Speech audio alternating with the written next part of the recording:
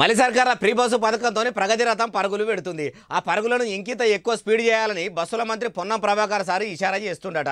MP ఎలక్షన్లలో కాంగ్రెస్ పార్టీని ప్రజలు గెలిపిస్తే బస్సుల శాఖల ఖాళీగున్న కొలువులను చేస్తారట. అగో నౌకర్లకు ఎలక్షన్లకు ఏంది లింక్ అంటారా అంటే ముచ్చట మొత్తం చెప్తా పారి. షెయి సర్కార్ ఏలుబడిలకు వచ్చినాక తెలంగాణలో ఆర్టీసీ ఆమ్దానితోని నిండిపోతుంది. చిల్లెర నోట్ల సప్పుడు లేకుండానే సిరిగిన ప్రీ టికెట్ల కాటన్లతోని ఫుల్లుగా నిండి పొంగి పొర్లిపోతుందట. ప్రతిపక్ష పోళ్ళు ఫ్రీ బస్సు పథకం గురించి ఎన్ని ముచ్చట్లు చెప్పినా చెవున పెట్టకుండా కొత్త కొత్త బస్సులను తెచ్చుకుంటా తెలంగాణ ఆడబిడ్డలను ఖుషి చేసిండు. ఇక ఇప్పుడు ఆర్టీసీల కొలువుల జాతర కూడా చేద్దామని అధికారులతోని ఇషారా చేసిండట. పార్లమెంట్ ఎన్నికల్లో కాంగ్రెస్ పార్టీ అన్ని ఎంపీ సీట్లను గెలిస్తే వెంటనే బస్సుల శాఖలున్న 3000 కొలువుల నోటిఫికేషన్ ఇద్దామన్నాడట.